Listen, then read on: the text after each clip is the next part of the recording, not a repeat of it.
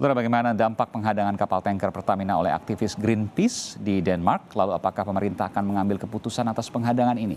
Kita terhubung dengan jurnalis Kompas TV, Cindy Permadi. Cindy, sejauh ini apa tanggapan pemerintah soal penghadangan kapal tanker Pertamina di perairan Denmark?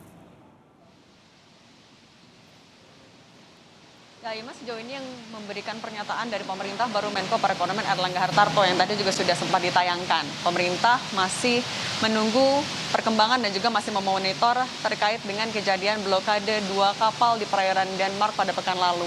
Tadi kami juga sempat mengkonfirmasi kepada juru bicara Pertamina, Fajriah Usman, mengingat salah satu kapal yang diblokade adalah kapal Pertamina Prime milik Pertamina International Shipping yang merupakan salah satu anak perusahaan dari PT Pertamina Persero, namun hingga saat ini masih belum mendapatkan respon.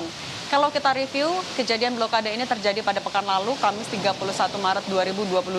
Ada 2 kapal yang diblokade oleh aktivis Greenpeace, yaitu adalah kapal Pertamina Prime dan juga kapal Sea Oath.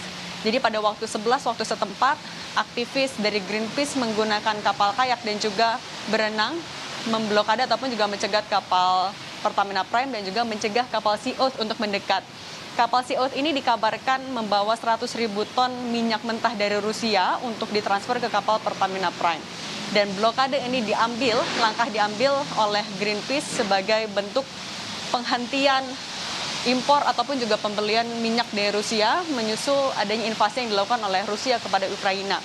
Greenpeace meyakini bahwa pembelian minyak ke Rusia ini turut berkontribusi dalam pendanaan perang ataupun juga invasi yang dilakukan oleh Rusia.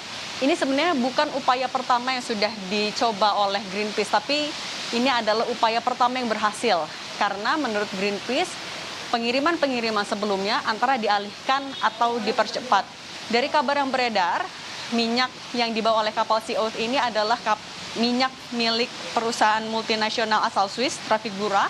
Tapi memang belum ada pernyataan secara detail oleh Trafigura. Yang disampaikan adalah baru sekedar bahwa mereka juga turut mengecam invasi maupun juga perang yang terjadi di Ukraina.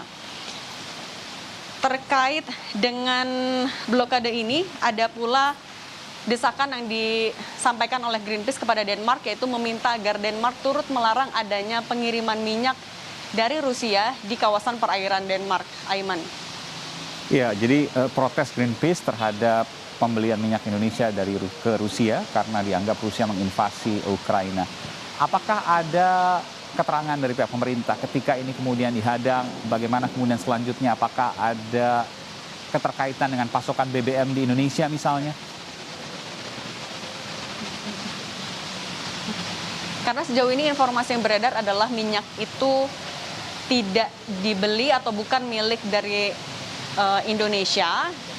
Dan informasinya adalah ketika adanya blokade, kapal itu tengah disewa oleh pihak ketiga untuk membawa minyak dari Denmark menuju ke Tiongkok. Itu adalah tujuannya.